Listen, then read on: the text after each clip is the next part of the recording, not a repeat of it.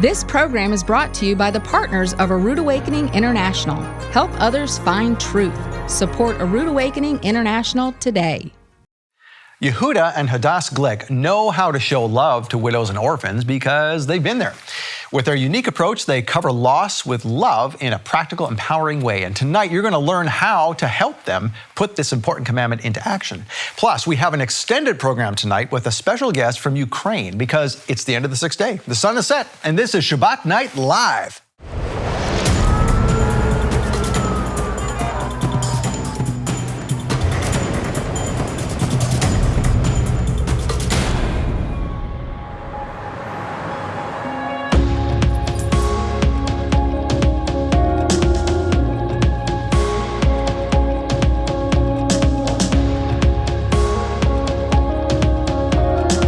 As they take this message out into the world. Shabbat Shalom, Torah fans. Welcome to Shabbat Night Live with Michael Rood.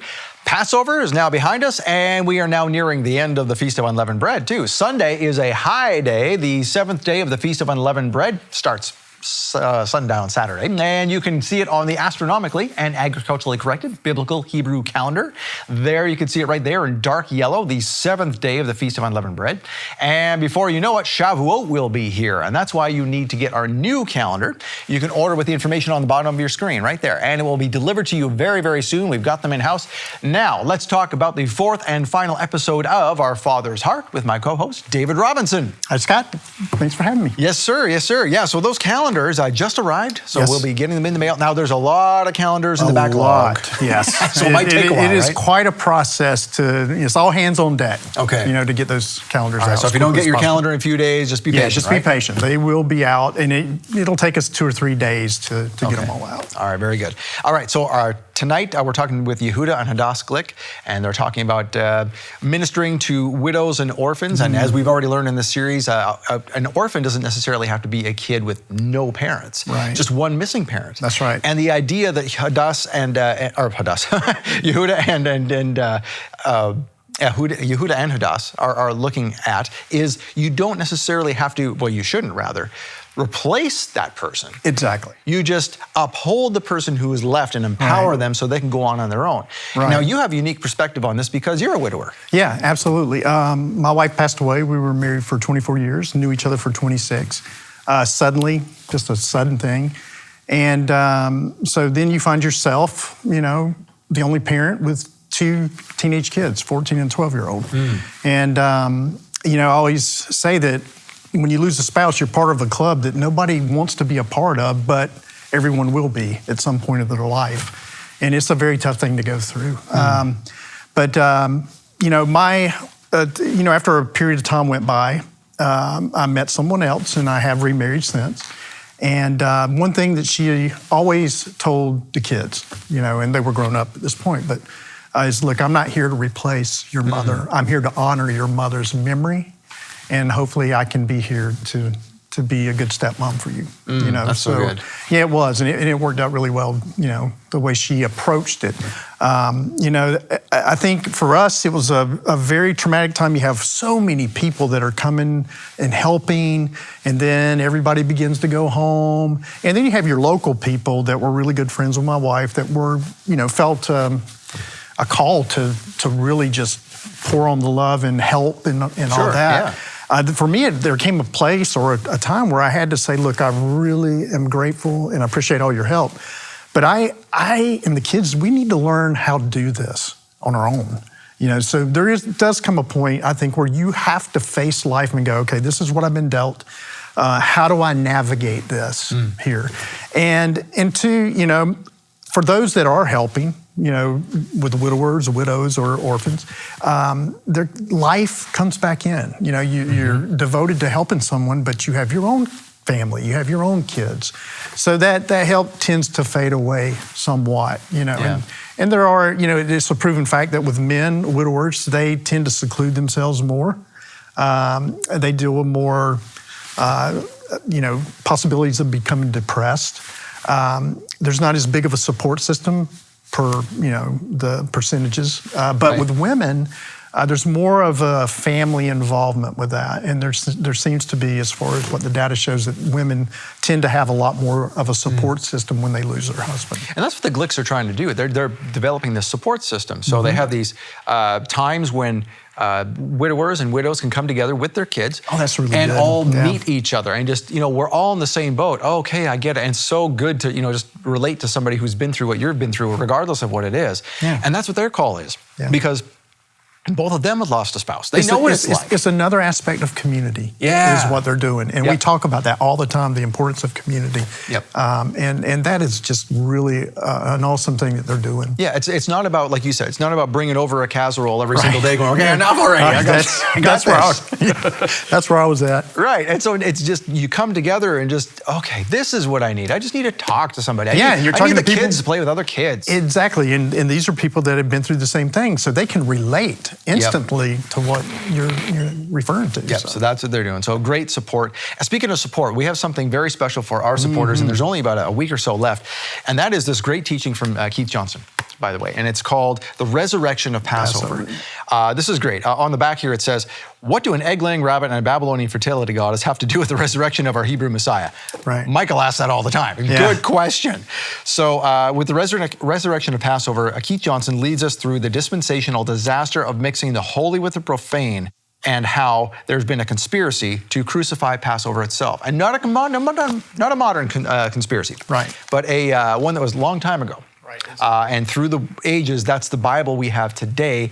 Certain translations were made and little twists, and this is where most people get the story wrong. That's right. And so this is what Keith is coming to set the record straight. So this is a gift from Keith, from Michael, to you for a gift of $50 to say thank you for supporting this ministry. If you'd like to give $100 or more, you'll get this and what David's got there. And this is Proverbs 50:15, is it? Yes. I'm pretty sure. It is, call on me in the day of trouble, and I will deliver you. And this is a very heavy duty. Yeah, it's not edged metal piece with Jerusalem, the city. You see that? Yep. And very beautiful piece. Love that. And then for a gift of $300 or more, you'll get everything and this thing. Now, David, tell us what's all on this thing. Well, here. you have your metal ephod, I guess. Yes. Is what you have here. Then you have your yod. The yod, which your is pointer, the pointer, Torah pointer, which we had a couple of months ago at a love gift. We did. We did. So if you did get that love gift, now you would have two. Yeah. So the mini version. And then this is an actual Torah scroll, a Hebrew Torah scroll, and that's all 5 books of Moses in Hebrew. Yes. On wooden rollers or staves, as they're called. You can pull this out and be ready for Shabbat. Yeah. And the challenge is figuring out where you are, because there's no verses, there's no chapter. You just got to know where you are. Yeah. It's just practice your Hebrew before you get this. Exactly. So it's great. So yeah, there's only about a week or so of this left. And so we really encourage folks to get this to support the ministry. It helps us get through the summer months. There's always a lag time in the summer because people go on vacation. Yeah, exactly. And that's when we need you most. I mean, we understand that, and but we're still trying to develop new programs and get people, and it takes a lot of people to row this boat, and just remember the excitement you got when you first came into the Torah. And, we want to share that with the world. We want to share it with our Christian brothers and sisters that, hey, the law was not done away with. Let us show you here. And so with that excitement, with your giving, we're able to reach the world. And it's just a great thing. Perfect. Thanks, David. All right, so Yehudah and Hadass Glick know how to show love to widows and orphans because they've been there. With their unique approach, they are covering loss with love in a practical, empowering way. And tonight, you're going to learn how you can help them put this important commandment into action. Plus, stay tuned after tonight's episode for a special 20-minute update from someone who is helping out in Ukraine. Very important stuff. First, get ready for the Kiddush with Michael. It's coming up next.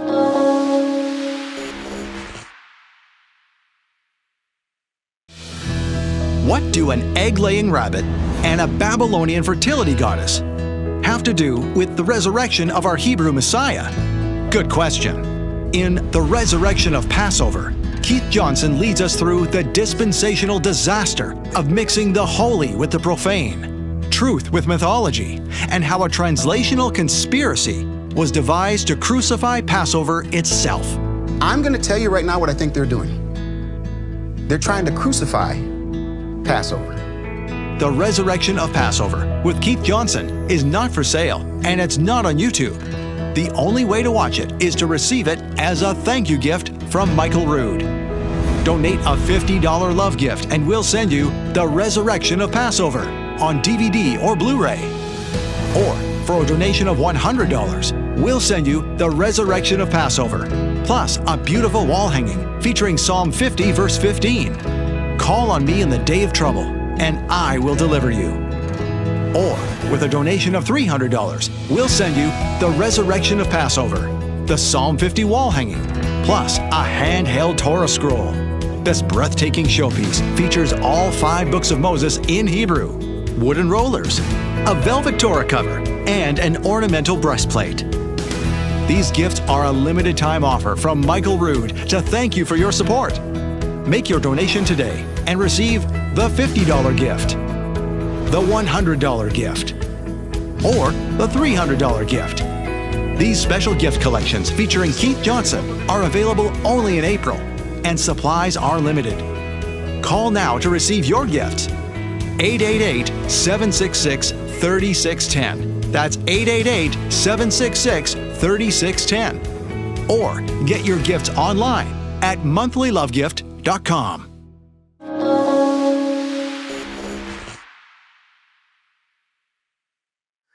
Some of the traditions in modern-day Judaism are what Yeshua said are takanot, laws which change biblical law, which are forbidden, and Yeshua said don't do them.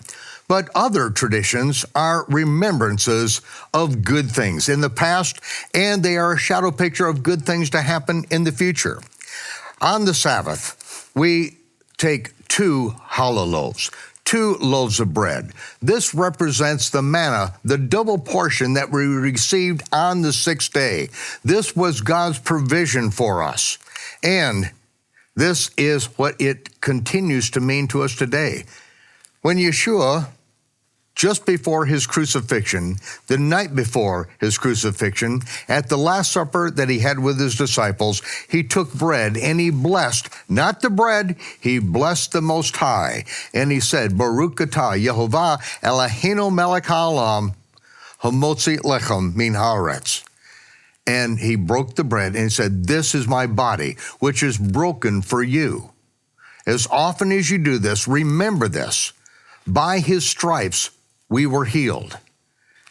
And then he took the cup and he said, in the prayer of Melchizedek to Abraham, Baruch atah Yehovah Eloheinu melech haolam borei peri hagafen. Blessed are you, Yehovah, our God, King of the universe, creator of the fruit of the vine. And Yeshua said, this, what you have been doing for 1,000 years from the time of Abraham, this represents the renewed covenant in my blood. This is how I will pay for the broken covenant. I will pay the death penalty and do this until I come.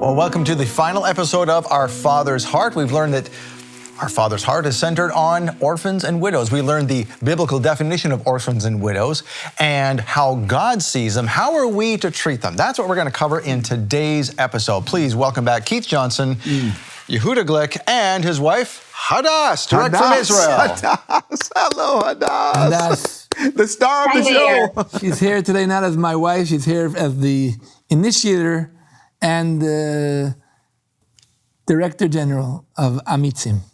Amitzim. All right, very good. All right, so we've learned about who the orphans and widows are, the proper definition. But how are we to treat them? I mean, obviously this has to be in the spirit of Yehovah, but give us some context. Let me tell here. you something. Every time I talk to Yehudah and every time I talk to Hadass, From the first time that I've met her until now, she's always working on answering that question. How do we treat the fatherless and the widows, the young widows and widowers?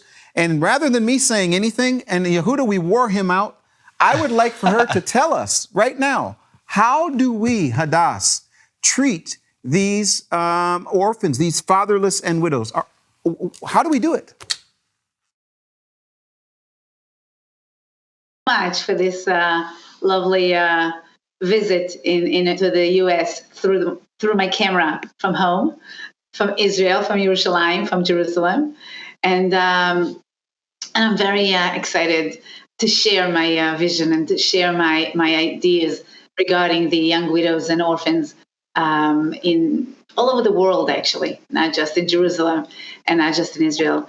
I think that the way to treat the young widows with orphans is to first of all see what the Bible tells us to do and to follow it, just to follow exactly what it tells us to do. It tells us something very weird. It tells us something very unexpected. You would think that to take care of them is to like feed them, is to make sure they have a roof, make sure that they have the necessities. But the Torah doesn't tell us that. The Torah tells us very awkwardly, like unexpected, tells us to make them happy first. And then the second thing is to make them content, not satisfied. And their well-being is up to us. And how do we do that? How do we make somebody happy? Can we make someone happy? Their father passed away, they're little kids, she's a widow, she's a young widow. How do we make her happy? How do we make her content? Is it enough that we make sure that she has her necessities? So the thing is that not, because to be content and to be full is more than just necessities. And that's what we make sure that they have. We make sure that the loss of shield will get back a shield, a backbone, a feel someone's there behind them to hold on to them and to give them more than the regular.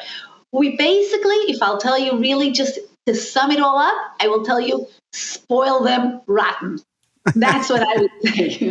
But really, what we do is we make sure that they come to a place that is full of everything that they need, everything that they wish for. They don't need to do anything. We don't ask them to do anything. We just tell them, just come, rest. Just like the house of grandma and grandpa, where you sometimes come and you tell your mother, I'm exhausted with the children. I'm exhausted. I can't take it over, whatever. And your mother or your father say, just come by. And you come, you pick up your legs, and the kids are just running around, and grandma and grandpa, they take care of them.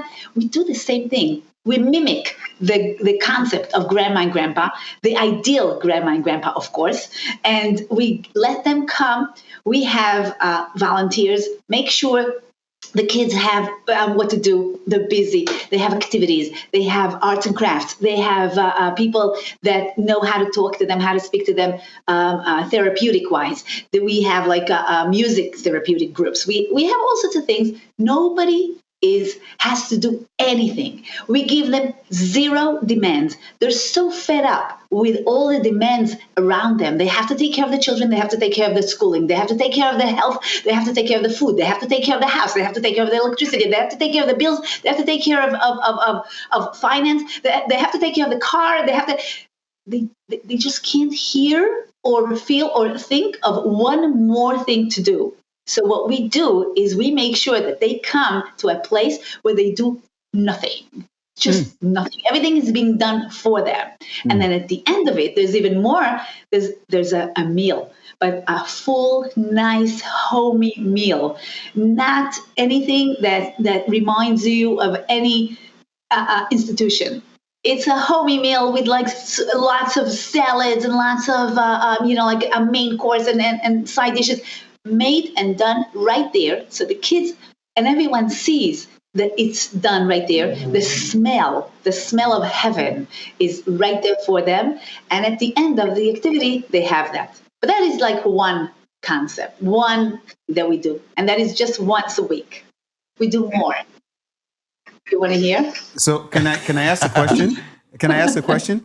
So I see here, this is beautiful. This came the day that Yehudah was leaving on the airplane. He was so excited. He said, Keith, look at these beautiful things, but they weren't folded. So my wife folded them for us, and they're beautiful. But I want you guys to look at these. It says this, Hadass. It says, we believe in them, we honor them, we remember them, we bring them light and joy. And so you all have volunteers all over Israel. It's our understanding you have 3 centers right now.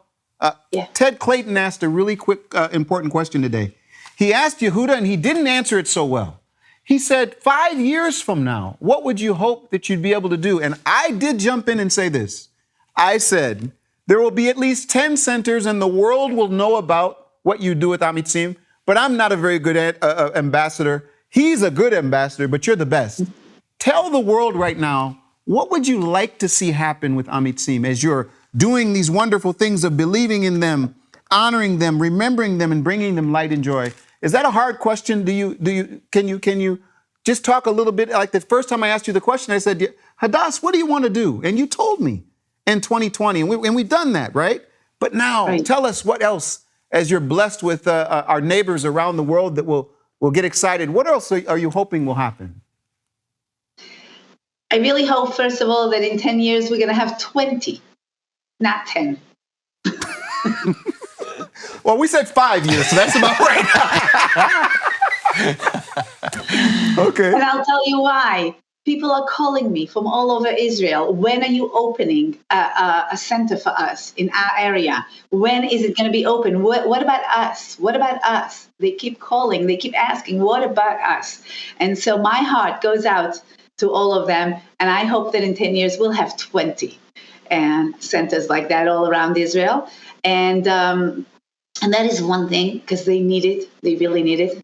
And in every center, we have national service girls that go into the houses of young kids in elementary school and help them out with everything they need, because the mother or the father, the young widows, can't take care of all these tasks, that they have. And so little things that we can do for them, we try to do for them with the national service girls that come in. But the main thing that I want to have and that I want to happen in 10 years, I want to have every single year a whole week of recognition in that one thing that Hashem, one Almighty, keeps telling us. Remember the widows and the orphans. And we're going to have a memorial day, not of the dead, of the living, of the young widows and orphans. We're going to have a whole week of the whole world internationally bringing light and joy into these houses. And it's going to happen all year round. But that week is going to be something so strong and so beautiful and so amazing that they're going to have pride. They're going to have that pride that is lost and long gone for years, for decades, for centuries. It's going to come back. And that's going to be the beginning of redemption. But first, we need to do that. We need to have the whole world knowing I did not forget. Bringing up our hands to God, to Hashem, the one Almighty, and say, I gave, and I did not forget. It is the most amazing thing that's going to happen in 10 years from now, and you guys are going to be in charge of it. You're going to make sure it happens. I trust you. I thank you in advance. I think we just got roped into something here. Guys, you think I'm the only one going to be kidnapped by Hadass? You guys are... Hadass is totally devoted. Will you do us a favor, Hadass? We didn't get a chance to hear about your journey to why this is. Of course, you feel called and you're looking at Torah, but your own personal journey, your own story. Is there a way you can share that with folks? With people, does that make sense? Yeah, absolutely. Yes. Can you do that? So, of course, I know every single detail and every single stone and pebble on the way. thanks to the fact that Hashem, the One Almighty, decided to test me personally and give me all the Challenges. all the challenges, all the possible, every like I am basically Avtipus, a prototype, prototype of a young widow with orphans. I was 29 years old, and my Yossi passed away suddenly. Just probably I don't know, a stroke. What do you call it? I don't remember. In Israel, my oldest child. I was left with 4 children. Our oldest child was 7 at the time, and my youngest one was 7 months old. And I needed to do lots of things. I needed to, first of all, understand what on earth just happened to me overnight. Yossi was the most funny guy, happy. I loved him to pieces. I adored him, and all of a sudden I'm left with 4 kids. What is this? What does it mean? You know, the first thing that we all go through is like, just don't call me a widow. For goodness sake, I'm 29 years old. I'm not 80. Don't call me a widow. And the children, don't say the word orphan. No way.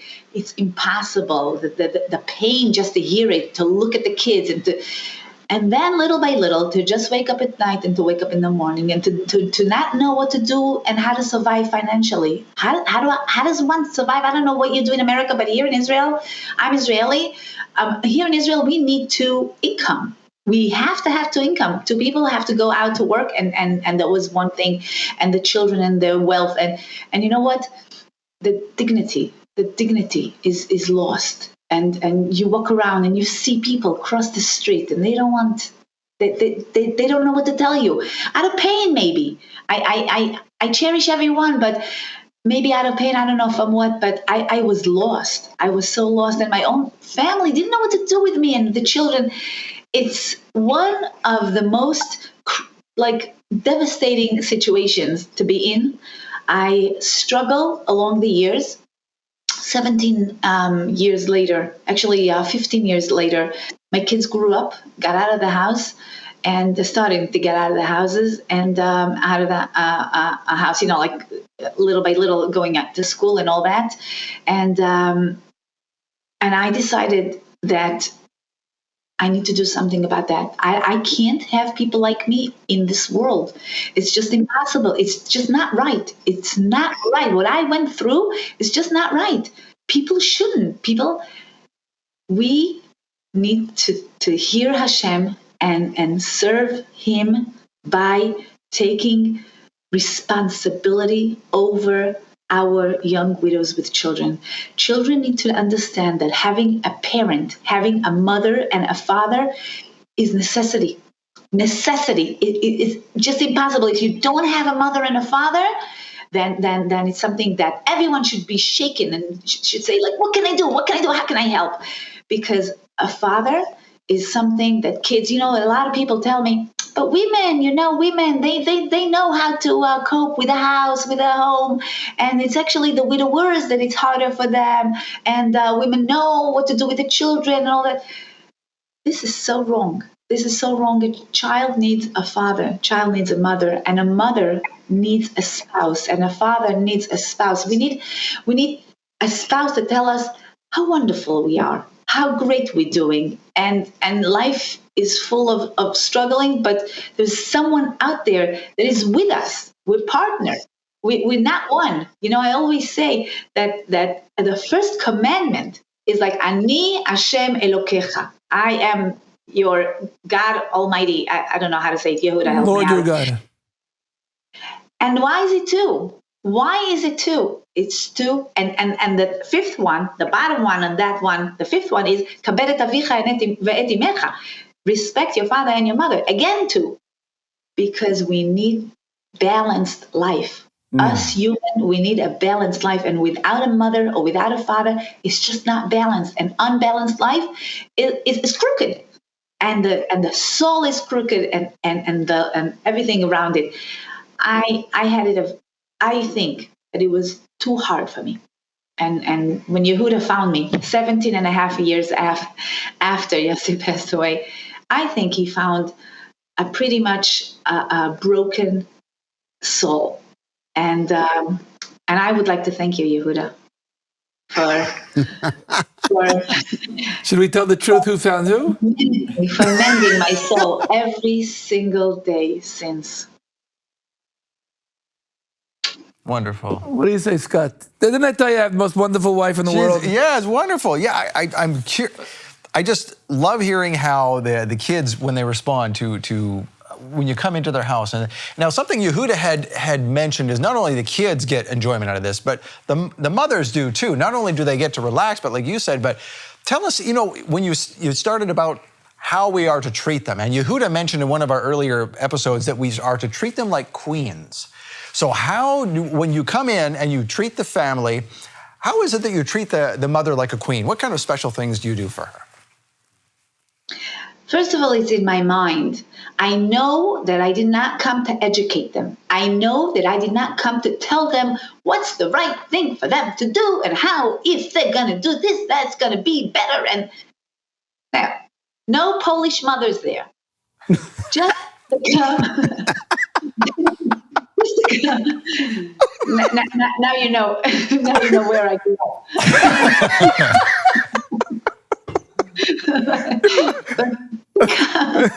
But to come and to respect their doings and respect their home and respect their education and respect their decisions and respect their children and home. By respecting them, I already give them the feeling that they're the queen, they're the rulers. They are the rulers of the house. I just came to help. And I did not come to help my way. I came to help their way. And it's her decision. It's her choice. It's her call. So when we come to a house, we very often, we tell the children, both Yehudah and me, when we come, we usually come together. We tell the kids, we say, "Isn't your mother wonderful? Isn't she amazing? Oh, she's so beautiful." Because what is she missing? She's missing a spouse that will tell her that, and the kids will hear that, because the best way, a spouse, that's their job, to tell the mother, and the mother should tell the father, "Oh, you're so wonderful. Oh, you're so amazing. You're so great." And the kids hear that, and then they know that the mother is great and the mother is being respected. And so when we come to a widow, we know the house is lacking somebody that will keep saying, and the kids will hear, "You're wonderful. You're a queen. You're amazing. You're so smart. You're so everything," like on and on. So that's like one way. And the other way is that when we give kids, we always come with candies and lots of things that dentists like. And we come and we bring them, but then we'll always say, like, "Ask your mommy, ask your mother, will she let, is it okay?" We always say that, so the kid will know that the prosperity, the generosity, the giving, the everything that they get is not for me. It's not for my hands. It's from the mother. It's from the father. It's from their parent. Because everything in life comes to them from the parent, not from a stranger, not from an outsider, not from me, not from a wonderful person that came and helped. And no, it is thanks to the mother. All right. Well, that's wonderful advice. I'm taking notes here from my own life, where we have two parents in the house, and I'm learning, I need to treat my wife more like a queen. This is good advice here, guys. Take a note here. So we're going to come back with more very sage advice from Hadass in just a minute here. But I want to thank you for making this show possible. You bring Yehudah here, and you make it possible for us to have Hadass Glick also with us from Israel. And so we want to thank you for that, and we want to give you an opportunity to continue giving to this ministry so that others can see this program. We'll give you a couple minutes. Thank you for that.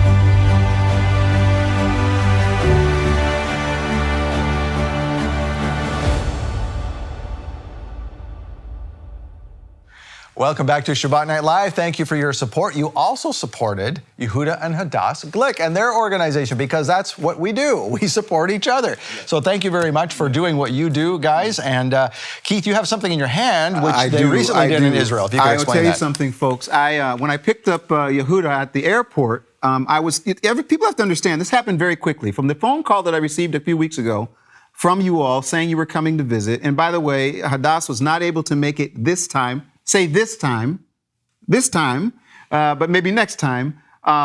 So since I pick up Yehudah, I'm trying to talk to him. I'm saying, Yehudah, we've got to figure this out and go through programs. And he would stop me constantly. He'd say, look at this.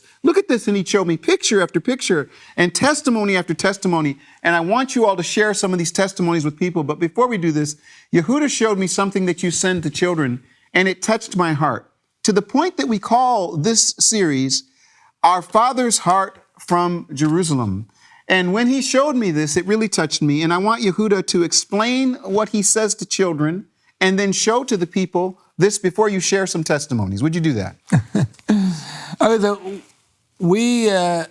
Our week that Hadass said she wants, the week that the whole world will recognize, and the families of Amitzim, is Hanukkah, the Hanukkah week. And this week we went around the country. Not we personally also. We reached 3,000 orphans, 3,000 children that had lost a parent, which is 1,500 families in 250 different towns, cities, and we gave them a box. Now the box doesn't have food in it. It doesn't have blankets and socks in it. So what is in the box? The box is full of love, of light, and we try to think of things that are creative. And one of the beautiful things we have this little thing here. It says in it, to be opened in case of need, in case of emergency, in case of sorrow. It consists of enlightened faith. We tell every child that we're bringing him a box. We tell, listen, your box is personal. How do you know your box is personal? Because in your box, we have a picture of you. What? So look, it says to be opened in time of need. The child opens it, and he has in here a mirror in the shape of a heart. Amen. That's cool. And he opens it, and he sees himself there.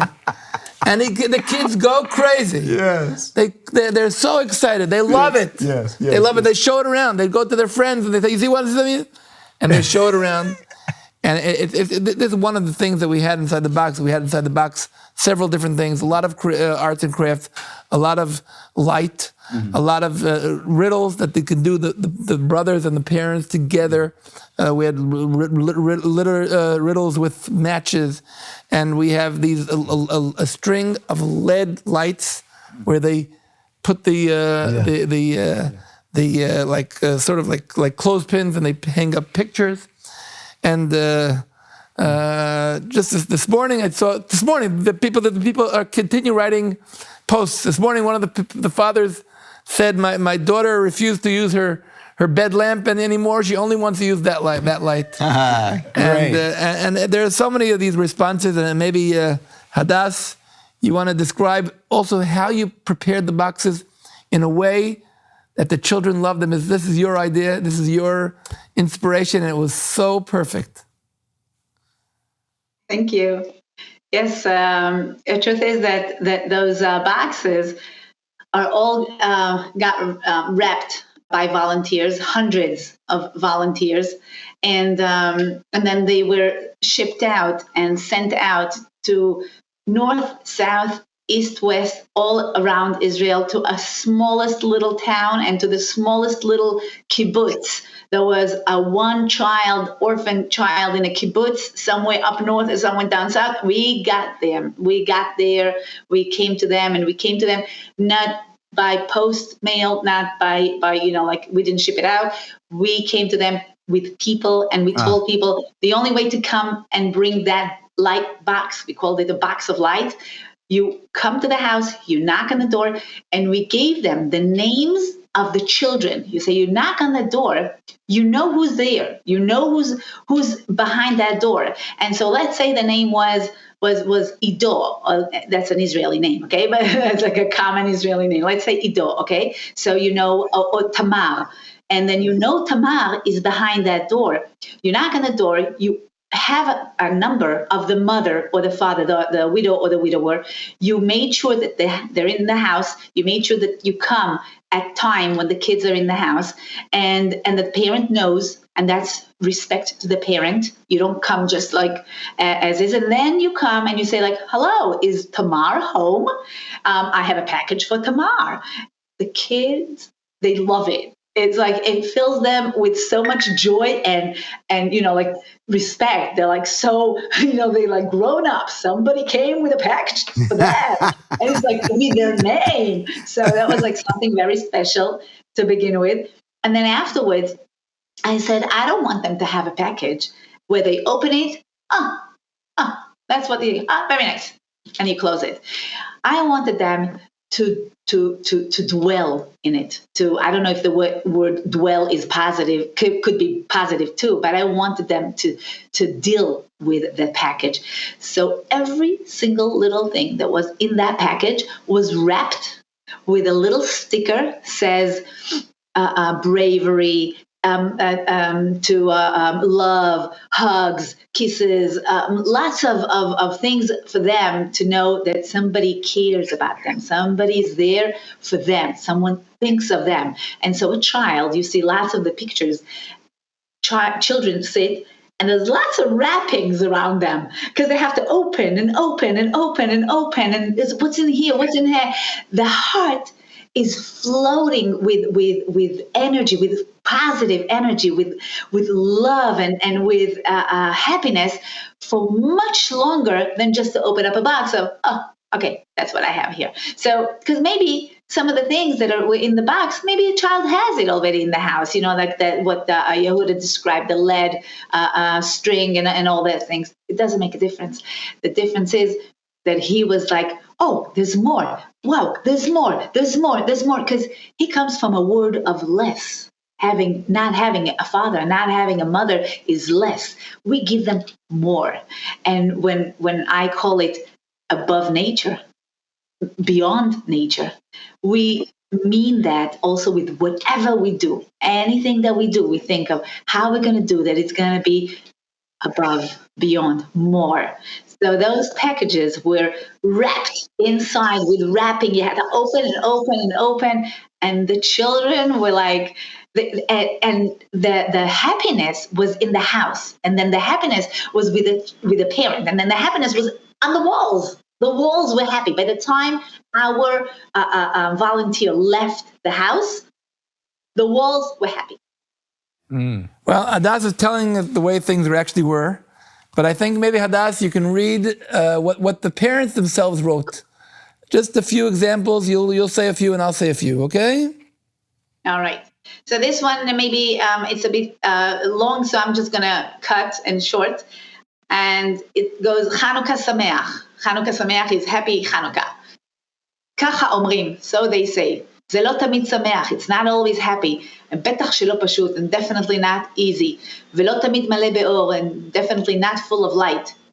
זו משימה, it's a challenge, משימת חיינו לראות את האור, it's a challenge to see the light. We're talking about a widow writing after her children got the package of light. So together with us, see us, honor us with all their heart for us. And we know that they see us and think about us is Amitzim organization. They made sure to come all the way to us, to the end of the world. This happens to be a family. It's a widow with little orphans that live in the right outside the Gaza Strip, the down south, and it's a little teeny place. And we came specially for them all the way there. And so we were. Zachino, we were privileged. We were privileged. Thank you, Yehudah, for the visit of these of Itzik, somebody for whatever they came and opened up the Hanukkah for us. And I believe that now we will be able to see the light that coming over and more in each one of us and in the house and in our children of our house. And the kids opened up and more open, and they got excited over opening so many wrappers. They felt wrapped. Okay. Here we have, my son said what fun it is to have someone who thinks of you. He wants to do only good for you without getting anything back. Amitzim, you are just one big light. You know, the amazing thing about this, I think you see these packages and you see what's in them. I mean, correct me if I'm wrong, but these were not hugely expensive things. These were just fun, special things for the kids to receive. Just the fact that someone thought of them and did something for them. I mean, I think of how my wife says that, you know, in the house, she looks at me and says, you know, you have to watch your tone. You have to watch your mood. She says, because your mood as the man of the house sets the tone for the rest of the house. If you're grumpy, everyone else is going to be grumpy. Or if you're happy, everyone else is relaxed and happy. So especially in a family where there's just a mother and children, there's this void of direction or mood for the house. And so I think when you come in and you provide that enjoyment, it sort of it sets a tone, not to take the place of the father, but just to set the tone just for a day and make the kids feel happy. So I think that's just great. My 7-year-old asked me if all children received these special Hanukkah gifts. I said to him, no, it's just for the orphan children. Remember what orphans are? They're children like you who have no mother or father. When his friend came to play with him, he told him he had received a box of surprises. And he added, it's not for you, normal children. It's only for us, orphans. That's one for it. Here we have one more. Roy hung the little light he received as a gift from Amitzim, thanks to Mommy, he said. When I entered Roy's room, this is the father saying, to give him a hug and a kiss, it was already dark. He asked me, can you turn the lights on? That way I'll see Mommy lit up in my dreams. Thank you for bringing light into our house tonight and providing an opportunity for one little boy to see his mother just a little bit brighter. Happy Hanukkah. Wow. You know, sometimes I think we get mixed up with the definition, and we talked about this, Hadass, in a previous episode with Yehudah, is that, you know, in America, I think we think of the orphan and the widow as, we correlate them to poor. They're the poor. But that's not what we read in the Bible. We read it's the sojourner, the Levite, the orphan, and the widow. Could you explain to us how you see them as related to more of a Levite? Yes.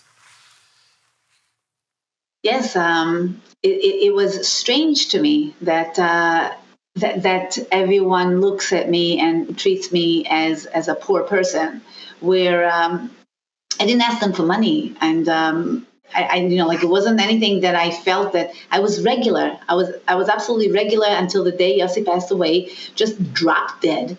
And the next day, I was already approached by my neighbors if I need any, you know, like need of some sort of foundation. Should they find me a foundation that should? It was very, you know, like, awkward and felt wrong. And then later on, I looked up in the Torah to see the verses, to see what Hashem says about it. And I saw that the one thing that it keeps reminding us is that the young widows and orphans are part of something that's called a group that's called Levite, foreigner, widow, and an orphan. And I was like, what's the connection? What's the connection between me, the young widow, and my children, the young little orphan children? What's our connection with the Levites? Why are we connected to the Levites? What do we have in common? And we have few things in common. But what I felt was that, in a way, Hashem says, I built this world, I made this world, and I built nature. And naturally, things go this way. And I want few unnatural stuff. Unnatural is the Levites, where the Levites don't have their own lot. They don't have nachala. What do you call nachala? Yehudah, heritage land, the land that belongs, that's there. They're just all over the place. Inheritance. They're like thrown all over the place, and they don't have their own. They cannot inherit a piece of land in Israel, unlike the rest of them. And then I felt that in a way they're building Hashem. They're taking care. They're watching over Hashem's house, the Mikdash, the Beit HaMikdash, the temple. Then this is their job. Their job is to watch over the temple, to take care of it, to clean it, to fix it, to prepare it, to do all the everything in the temple is their job. That's their job, to take care of Hashem's home. And that's when I felt that I belong to that. I take care of Hashem's home. The most sacred place in the world is home, is family. And I myself, with these two shoulders, have to take care of his children, of his home. And that is my job. I am a Levite. And it is a hard job unless everyone comes and help me. Just like we all help the Levites, just so we all give them out, like the masrot, and we need to be there and to take part. Same way, everyone needs to take part of my job, my journey in this world. I felt it's not a natural thing to be in and to live this kind of life, and made me. It gave me mashmaut. It gave me significance and reason and understanding of my situation and what is demanded of me. What is Hashem? What does Hashem wants for me? And that I should be accepting people's, their gifts and their giving. I should accept it because I am his Levite. For this little orphanage called my home with my 4 little orphans. I really appreciate what you guys are doing right now with Amitzim, especially in this time, in this day right now, because just as you said, the unnatural versus the natural, Hadass, you said it was a very unnatural situation. What we're seeing in the world right now is very unnatural. People being encouraged to separate from one another out of fear or whatever it is. And so, that's where calls like this became very popular. Everyone had to have some way to commune. We're human beings. We need to commune with one another. It's not natural to leave one another alone, especially right now, widows and kids who do not have one parent or the other. Amen. That is really, really important right now, that you go into somebody's house, you give them gifts, you give them hugs, you're there for them. I think that's very special, it's very brave of you, and it's very needed and very necessary. So I, for one, want to thank you for what you're doing in Israel, and I hope that you go way past the 10 or 20 centers that you want to create in Israel, and it just catches on around the world, because this is needed everywhere, especially right now where there are kids like this all over the world. But there's also the problem of, now I know this is not your forte, but it's the kids who are taken from their homes and sold into disgusting things, and those kids who are rescued, where do they end up? Especially if they don't have one parent or something like this. And so they need to be rescued as well, in the same way that you guys are coming to the rescue of these kids. Can I read something? And I want to ask your folks to do something. I want to read something, and as I read it, I want you to send these pictures to the production group, A Rood Awakening. These pictures can be up while I read this, okay? I want to read this, okay, Hadass? This movie, Amitzim, founded by Mrs. Hadass Glick and Rabbi Yehudah Glick, Amitzim provides a space for young widows and widowers and their young children to give voice to their deepest pains and fears, to connect with others who experience the same trauma, to receive psychological support, and to create a new healthy normal for their family. I can say, with one who has pushed for them to meet A Rood Awakening. We had the Yom Teruah event. People should watch it. That was just a little appetizer. This is the beginning of a meal, but I think there's several more courses to this meal. And I'm just appreciative of the way that you all called me and the way that you, Scott, and Ted, and Michael. We heard from Michael today, by the way. Yeah. Hilarious. He sent us a video. He even cracked a joke. Anyway, you guys have been awesome, and I just want to say thank you for, the yes and amen as a neighbor. So, Yehudah, where can we go to support what you're doing? Ambassadors. You can go to amitsim.com. It's AMITSIM.com or shalomjerusalem.org. We're one.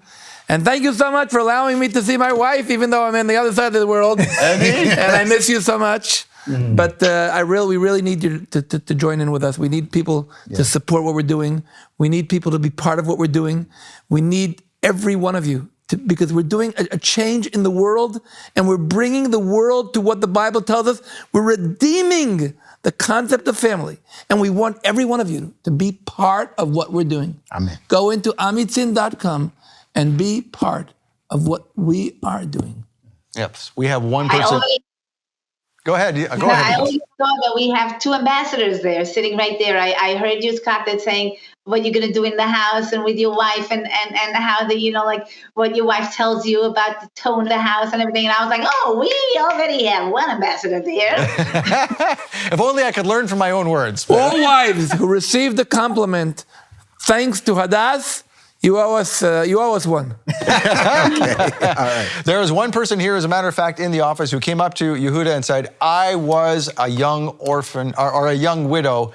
Both. We had one came to say she was a young widow and one who came to say she was a young orphan. Right. And so we have folks even here at A Rood Awakening who want to help out. And they're going to go to amitzin.com and figure out how they can help. Amen. And you can too. And not just financial, but any way you can help. Yes. So just go there, figure out what you can do. And again, thank you, Yehudah, and to Hadass Glick, and for joining us.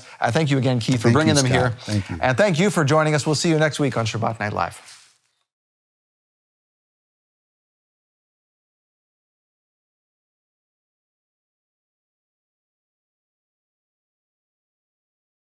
Well, welcome to this special segment of Shabbat Night Live. We look in the world today, and there's lots going on, especially when it comes to Ukraine and Russia. What's really going on there? What's going on the ground? Can we trust what we see on the news and on social media? We need to talk to somebody who's actually been there, not figuratively, but literally. And we have someone like that in the studio today. Please welcome Trey Sprinkle. Welcome. Scott, thank you. Thank you for having me. I appreciate you guys. I've been following the ministry since about 2010, and I'm excited to be here. Excellent. Well, we're really happy that you're here, and you have a YouTube page all about what's really going on there because you are literally there. Can you tell us the name of your YouTube page? Yep, it's The Last American Outlaw. I was saving that title for a book, but it became a YouTube page. Okay. So yeah, you can see The Last American Outlaw on YouTube. You can see AmericanOutlawNation.com for the website, and you can kind of see the updates of what we're doing. Now, did you start that page because you were going over to Ukraine and helping out? We're going to get into why in a second, but is that where this YouTube thing started for you? No, I started the YouTube thing because I created a belt for the United States Navy. And after the Navy was buying into it, I needed civilians to buy into it. And I was like, oh, marketing is a lot harder than I thought. And so I started that page to start the marketing side of it. And then I never expected it to turn into, I never expected to be in Ukraine, and I never expected it to be a kind of a way to share my experiences. Now, speaking of never expecting to go to Ukraine, this whole thing, we didn't expect you to be here. We didn't expect to have the crew here until earlier this week. We found out you were coming through, and we wanted to have you in here, especially because one of our staff members, Yev Solodovnikova, she is from Ukraine. Her family's actually had to flee to Poland, so she is seeing what is going on the ground. And when she knew that you were coming through, she said, oh, can we please get Trey in here? Because he can tell from an American perspective what's going on there. Now, from your American perspective, you had this perspective from being in law enforcement. Can you tell us about where that comes from? Sure. So I spent several years in law enforcement. I still work closely with law enforcement. Street patrol, sheriff's deputy, and I had a lot of training then, and I've got to see a lot of situations, not similar, but trauma situations. Sure. It kind of prepares you mentally for it. And then afterwards, since 2015, I've been working with the United States military, training them in long-range shooting. Okay. And then that gave me a bigger perspective, and then I think the ability and the platform to be able to go over to help the Ukrainian military. Okay, so you've been involved in training folks for a long time. So this training and the shooting was your thing. This was your specialty. Yeah, and that's why I went. So I went there with James Yeager from Tactical Response. He's the I believe he's the largest, he might be the second largest firearms training company in America. And he had some people over there and they said, hey, we really need some help because civilians all military age civilians 18 to 60 had to stay. And so they sent their families off. You can see videos where they're kissing their families goodbye and sending them to Poland and Romania. And these men they're not like Americans. They've never seen a gun. They've never touched one. They don't know how to work them.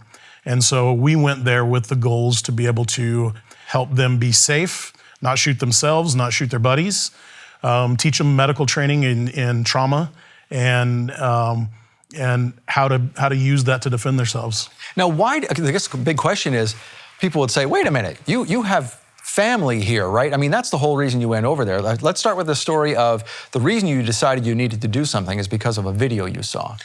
It was. So I saw a 6-year-old little girl, and she had been hit with a mortar and she had passed away. And I saw that and I thought, man, I'm a dad of 3 girls. And I know she wanted her dad there.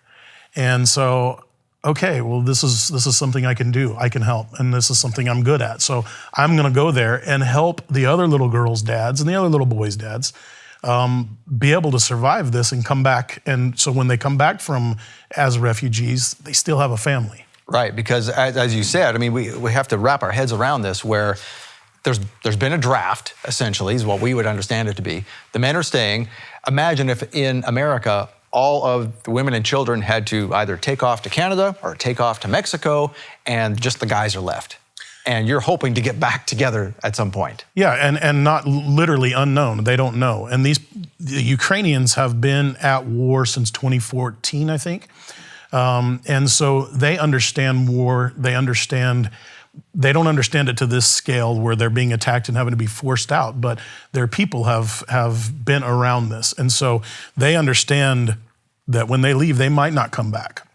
They may never see their dad again or their wife again. And so the fear and the sadness that comes with that, to kiss your family goodbye, knowing you don't know how long it's gonna be, you have no idea where they're gonna go. You have no idea if they're even gonna be able to get out of the country. At first, so many refugees were leaving that it was taking like a week just to get a spot on the train to drive out. Wow.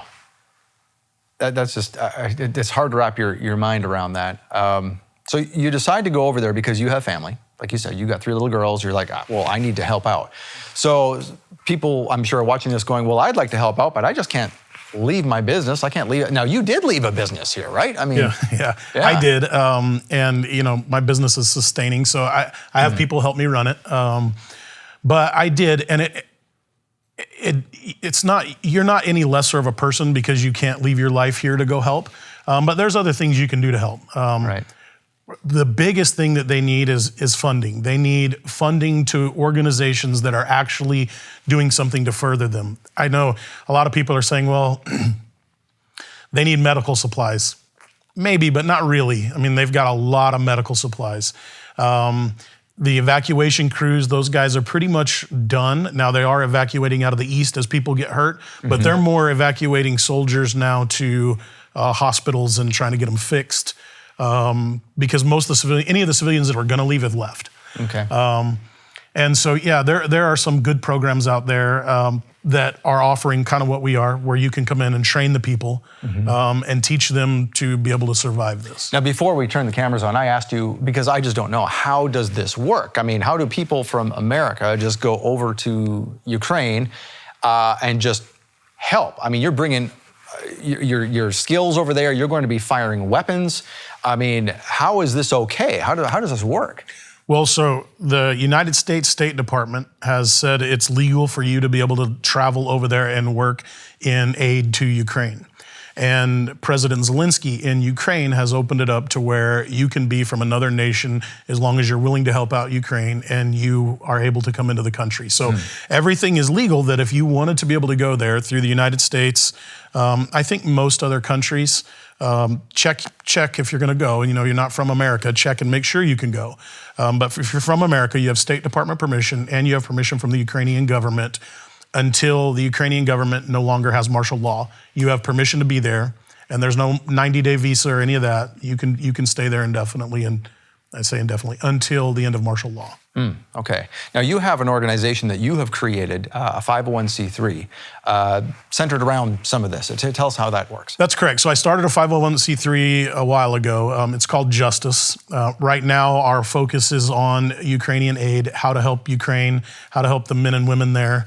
We're not doing a lot with the refugees because there are so many people that have helped the refugees, but we're doing a lot with the civilians that need to be trained in firearms and in medical to be able to survive this. Now, you've been very clear in your videos, and I would have to agree with this as well, is that this is not about Republican versus Democrat. This is not even about Ukraine versus Russia. This is about, look, these people are in a sticky situation that they didn't ask to be in, and they just need help. They need help defending themselves.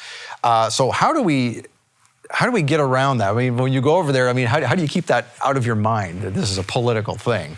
So, first off, I'll stick in some B-roll right here, and you can see this is Bucha and this is Irpin.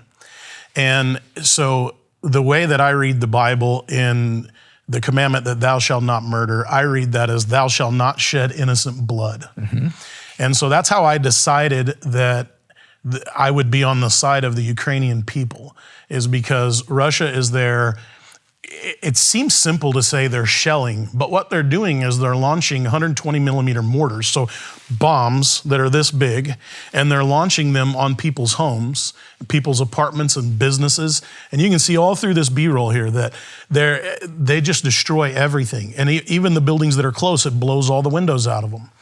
And so as you look at this and you notice to date, I believe they've killed somewhere in the neighborhood of 350 children. That's innocent blood. They don't know their right from their left. And you are literally taking a grid map, standing back miles from them where you can't even see them. So these Russian soldiers, they don't even see the city. They're so many miles away, and they're just bombing them on a grid map so that they don't miss any of the city. And they're just destroying everything and destroying people. And besides that, in Bucha, we were there while they were bombing 5 days in a row in Bucha, and then they took the civilians. And so you understand, Ukraine is a lot like America. We have the same kind of, roadways and ramps and bridges and buildings, and we eat the same kind of food. I saw you talking on a recent video. It's like you're comparing one city to like a smaller version of Dallas, or yeah. I mean, it's like the same. And so big screen TVs and the whole 9 yards. It's strange to see like a mini America, probably from the 1980s, and they're fighting and they're being destroyed. As we look at this, we say in America, we have chosen sides politically, and it doesn't matter which side you're on. If the other side is for it, the other side is absolutely against it. And so because one party doesn't like Ukraine, and one party may have benefited off of Ukraine, the other side just hates them. Like, we don't want to have anything to do with this. And again, as people who are believers, we have to go back to this shedding innocent blood and lose politics. And so when you're there, they did have a system like ours where they voted and had Republicans and Democrats. That's not what they called them, but Republicans and Democrats. All of these people have come together like 9/12. Right after the 9/11 attacks, we didn't care, what political party you believed in. We just cared if you were an American. We wanted to help each other out. It was awesome, right? It was very sad, but it was awesome to see us come together. That's how they've come together. And so political things, they're just not even in your mind anymore. I mean, I know we talked about this off camera, but in America, we have it so good and so safe that it's like we create drama. We create our own problems because we don't have any problems. Right. And yes, they've become the greatest problem that we've ever had as an American, but the truth is they're really not that big of a problem. Nobody's trying to kill you. You don't have to go to sleep at night and hear the air raid sirens and run to the basement, or hope that you're down there fast enough that you don't get one of these mortars and takes your life. And unlike in Israel, where, unfortunately they're used to this kind of thing, where the Gaza Strip is always throwing things over to Sderot and places like this, Ukraine, if you've had relative peace and not that much aggression, like you said, there's been stuff going on since 2014, but you don't really have a bunker. Not everybody has a bunker, or do they? Sure, no. And so when you talk to the locals, they're terrified. They have a, whenever you're in a place like this and you have a risk of bombs, you have to tape up all your windows, and then you have to put cardboard boxes up because the glass becomes just shrapnel and it tears you apart. And then they all sleep on the floor in the center of their house. And there's no more privacy. There's only sheer terror that they're going through. And so they're afraid to sleep. They're afraid to be awake. They're afraid to go downtown. They're afraid to do everything. And so that really wears on a person. It does. It wears on you. It really mentally and physically, it wears on your body. So when you go over there and you're helping, so you're part of a group, I'm assuming. You're not some bone on his own. You're part of a group that goes over there and helps folks. So when you go over there, what are you teaching these guys to do? Because obviously, like, they're afraid and they've never seen a gun before. And in a lot of respects, I can identify with this. Like, I've often told Yev, who works with us, that for Russia to go in and invade Ukraine is a lot of the same weight as the U.S. invading Canada. You know, down here in the U.S., it's very military-minded. Everybody's been in the military. Up in Canada, not so much. It's very few people, relatively, are in the military. And if you were to hand a gun to the average Canadian, they'll go, I don't know what this is. How do I work with this? And that's what you're finding with the Ukrainians, right? So how do you train them? Where do you start? Yeah, that's correct. So they don't have a Second Amendment. There's not a gun in every house or almost every house like there is in America. And so you've taken these 18 to 60-year-old men who they've seen their military guys have guns or their police have guns, and they've seen some American movies with guns, but overall, they don't know anything about them. So they don't know to keep your finger off the trigger. They don't know how to take them off safety. They don't know how to load them. They don't know how to going around like this, right? Point them at everybody. Yep. Negligent discharges is whenever you shoot your gun and you didn't mean to shoot your gun, right? There's 4 firearm safety rules. One of them is be sure of your target and what's beyond it. So we know before we pull the trigger what we're shooting at. Well, a negligent discharge is we pulled the trigger and didn't mean to. Those were going on multiple times a day. So we got to the point where when we first got there, second night, one of the guys that was on guard at our place shot inside the building. So we're throwing our gear on like, oh man, we're being attacked. No, he was just trying to mess with his gun and he shot it. Well, then it ended up to where first 3 or 4 days you hear all of these negligent discharges, multiple a day, and you're like, what's going on? And then it got to the point where 3 weeks into it, it's just normal to hear gunshots everywhere.